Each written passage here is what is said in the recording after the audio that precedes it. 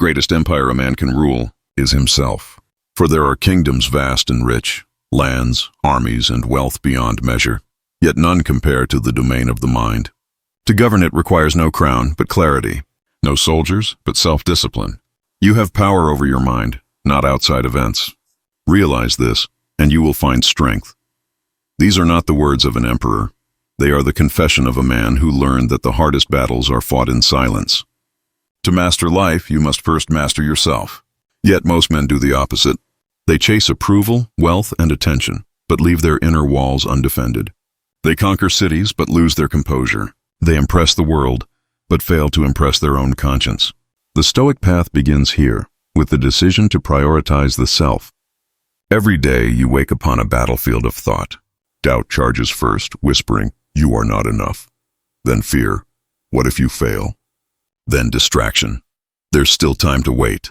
And while you hesitate, your kingdom burns. If a man knows not which port he sails, no wind is favorable.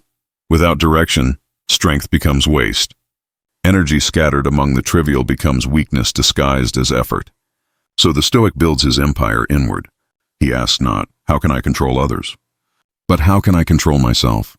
He learns that every reaction, every indulgence, every burst of emotion is a brick either building or breaking the fortress of his mind. The first Stoic strategy, then, is to choose your inner battles wisely. There is no greater victory than the one fought against the self. The victory over laziness, distraction, and the hunger for validation. To prioritize the self is not to live selfishly. It is to live purposefully. The Stoics did not seek comfort. They sought alignment between what they believed and what they did. The world will always demand more of you, your time, your attention, your emotion. And if you give it all away, there will be nothing left for mastery. To level up in life, you must first learn the art of restraint. Self-discipline is not punishment. It is remembrance, the act of returning to your higher nature. First say to yourself what you would be, and then do what you have to do. The man who has not defined his code will serve the chaos of others. The man who does not command his attention will become a slave to every distraction. To lead others, you must first lead yourself. To lead yourself, you must first listen to the silence beneath the noise. Every thought you feed becomes the architect of your destiny. You do not rise by controlling the world. You rise by mastering the way you see it. Power is not noise, it is presence. The Stoic strength does not come from pride or anger, but from alignment. When your values and your actions become one, the universe itself bends in your favor. We suffer more often in imagination than in reality. Most pain comes not from what happens, but from how we think about what happens. The Stoic rewires his mind. He replaces reaction with reflection, haste with habit, fear with focus. He trains himself to see obstacles not as punishments, but as invitations to rise higher. And this, above all, is the foundation of mastery. To no longer be a victim of circumstance, but an architect of response. There will always be storms. There will always be losses, betrayals, and uncertainties. But the Stoic does not fight the wind. He learns to sail through it. He knows that while he cannot control the sea, he can command the ship. So level up not by seeking more, but by needing less. Strengthen not your possessions, but your perception. The first step to power is peace. A man's worth is no greater than the worth of his ambitions. Aim not to be admired. Aim to be aligned. For the man who knows himself, who governs his habits, guards his time, and polishes his reason, becomes untouchable. The Stoic does not ask for an easier life. He builds a stronger mind. For the man who conquers himself will never again be conquered. The world is noise. Men shout to be heard, argue to be right, and hurry toward their own exhaustion. But among them walks the Stoic, silent, still, and centered. For calm is not the absence of chaos. It is the mastery of it. You have power over your mind, not outside events. Realize this, and you will find strength. The Stoic learns to stand firm in the storm, not because the wind has stopped, but because he has stopped being moved by it. Calm is command. It is not weakness, nor submission, nor detachment from life. It is the quiet confidence of a man who governs his emotions as carefully as an emperor governs his realm. The boy trembles as he speaks, his words fast, his hands restless. Marcus listens, then smiles. "You are not afraid of battle," he says. "You are afraid of your thoughts about battle." And in that single truth lies the entire science of peace. We suffer more often in imagination than in reality. The mind, untamed, is the greatest enemy of calm.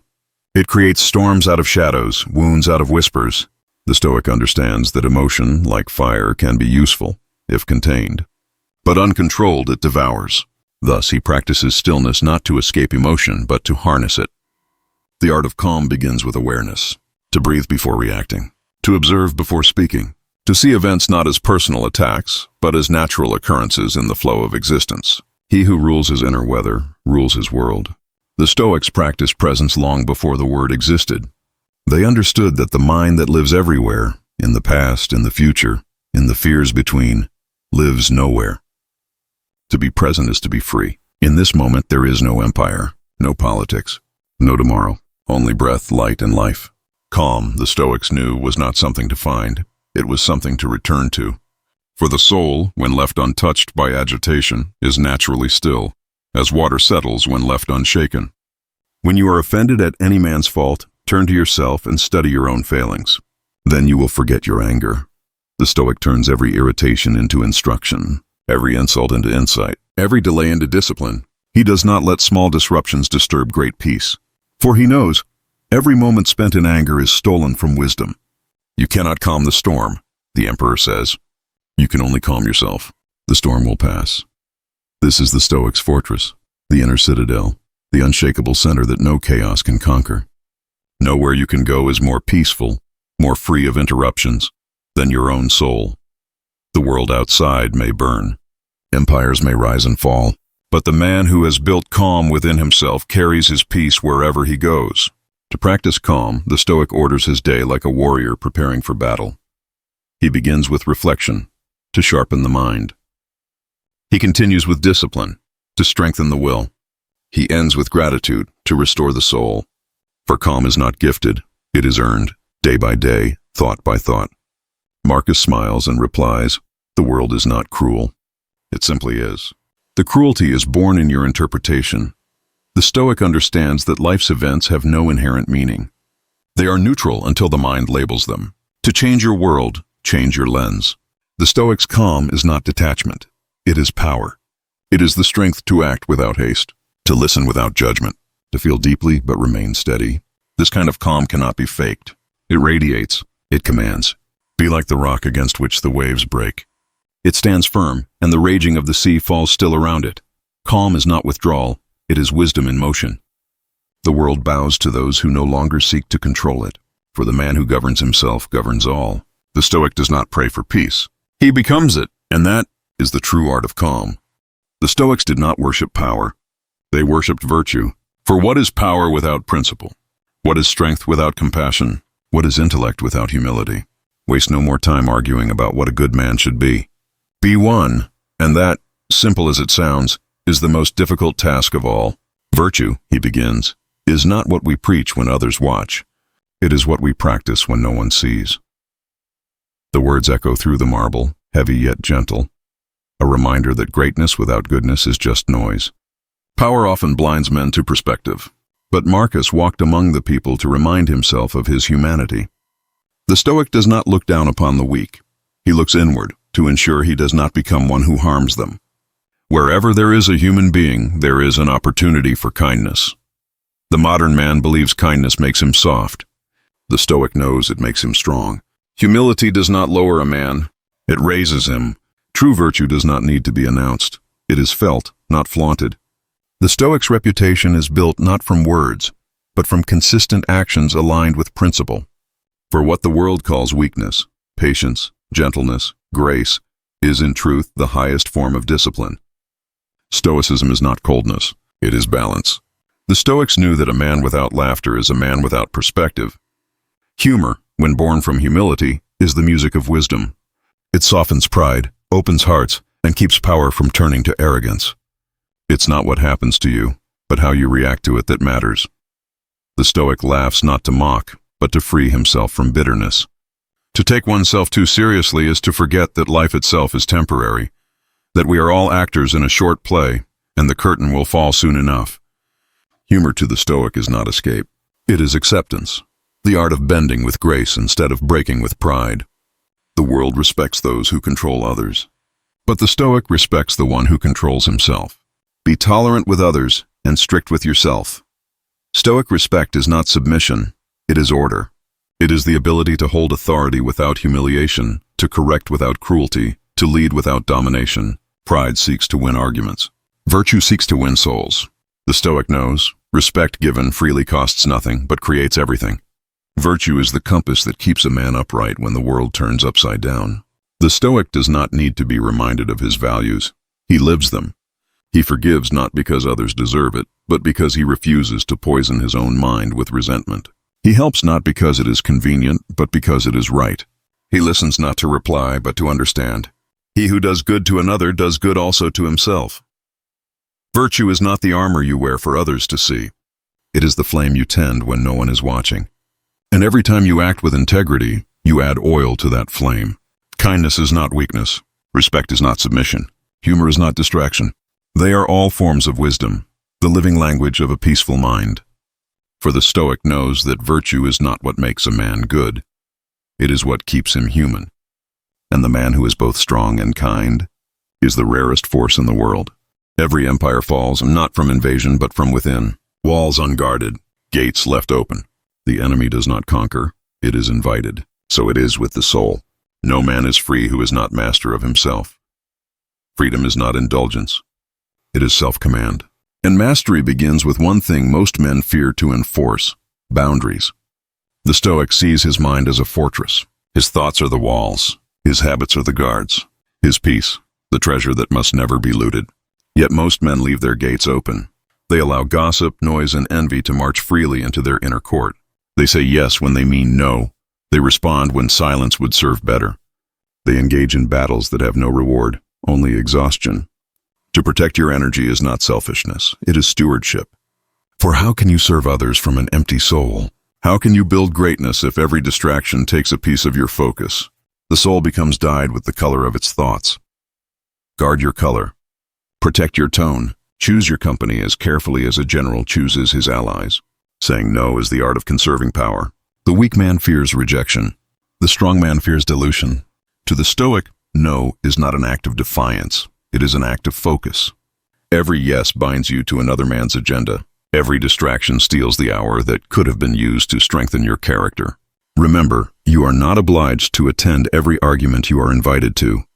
It is not that we have a short time to live, but that we waste much of it. Waste is not just material, it is mental. Guard your time like gold. Guard your focus like a flame in the wind. Each time you resist the urge to over-explain, overthink, or over-please, you sharpen the blade of self-respect. In solitude, the Stoic returns to himself. He learns that quiet is not emptiness, it is recalibration. The crowd confuses him. The solitude rebuilds him. The Stoics practiced retreat, not to escape the world, but to see it more clearly. For when the world screams for reaction, silence becomes a weapon. If you want to improve, be content to be thought foolish and stupid. In stillness, the wise man is misunderstood, because his calm exposes the chaos of others. The man who cannot stand alone is not yet whole. Boundaries are not only between people, they are between impulses. To master emotion is to refuse to be dragged by it. Anger demands attention. Ego demands defense. Envy demands imitation. But the Stoic gives none of these what they crave. He denies them reaction, and thus he denies them power. The best revenge is not to be like your enemy. The man who keeps his peace in the presence of provocation is the man the gods themselves cannot unseat. The Stoic's boundary is invisible yet unbreakable. It is the shield that keeps virtue intact in a world that profits from outrage. For calmness in chaos is the purest display of strength. Not every thought deserves entry into your mind. Not every story deserves space in your heart. Not every person deserves access to your energy. The Stoic curates his exposure to ideas, to people, to emotion. For the mind becomes what it consumes. Associate with those who will make a better man of you. To build peace, you must be ruthless about your input. Let wisdom in, let noise out. Be slow to speak, quick to observe. The less you respond, the more power you keep. Protecting your energy is not isolation.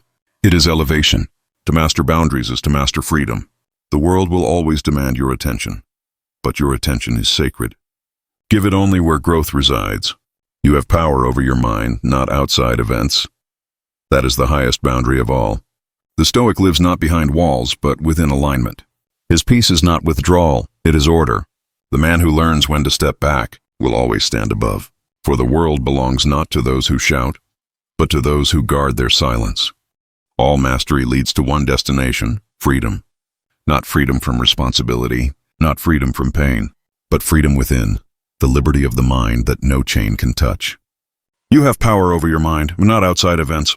Realize this, and you will find strength. The Stoic path ends not in conquest, but in release. The moment a man stops needing to control the world is the moment he finally begins to command it. Desire is the most elegant prison mankind ever built. Men chase wealth and call it progress. They chase love and call it fulfillment. They chase attention and call it success. But to the Stoic, every chase is a chain, every expectation, a lock. No man is free who is not master of himself. The philosopher in chains is freer than the king who cannot control his cravings. For true freedom is not measured by movement, but by mastery. When you stop asking the world to please you, you begin to please your own soul.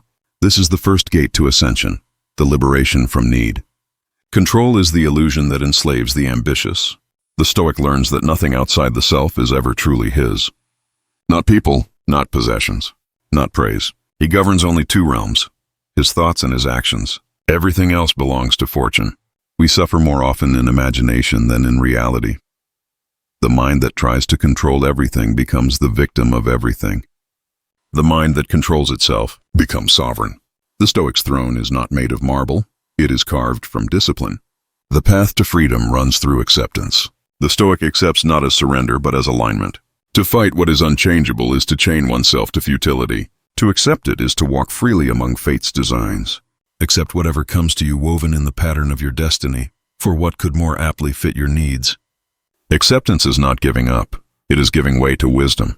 The Stoic learns that life is neither enemy nor ally, it is mirror and teacher. To rise above chaos, he does not resist it, he rises through it. When you cease to wish the world were easier, you discover you have already become stronger. Detachment is not withdrawal, it is clarity, the ability to love without clinging, to act without expectation, to serve without reward. The Stoic loves deeply, yet freely. He gives, but does not depend. He serves, but does not seek applause. He who has learned to die has unlearned to serve. And death, to the Stoic, is not the end. It is the teacher of value. When you remember that all things end, you begin to appreciate all that remains. This is the height of detachment. Not coldness, but completeness. The man who no longer fears loss is the man who cannot be enslaved by it. For detachment is not turning away from life. It is standing so still that life finally comes to you. The Stoic's journey ends where it began, within. He has conquered not the world, but his perception of it. He has subdued not others, but the restless armies of his own desire. The reward is not applause, nor power, nor immortality. It is peace. The happiness of your life depends upon the quality of your thoughts. The emperor breathes deeply, his eyes steady, his expression at rest. The flame before him burns without flicker, a symbol of his mind. To be Stoic is not to feel nothing, it is to feel everything and remain unbroken. To be free is not to escape the world, it is to walk through it untouched. The man who governs his mind is greater than the man who commands nations. For empires rise and crumble, but the disciplined soul endures forever.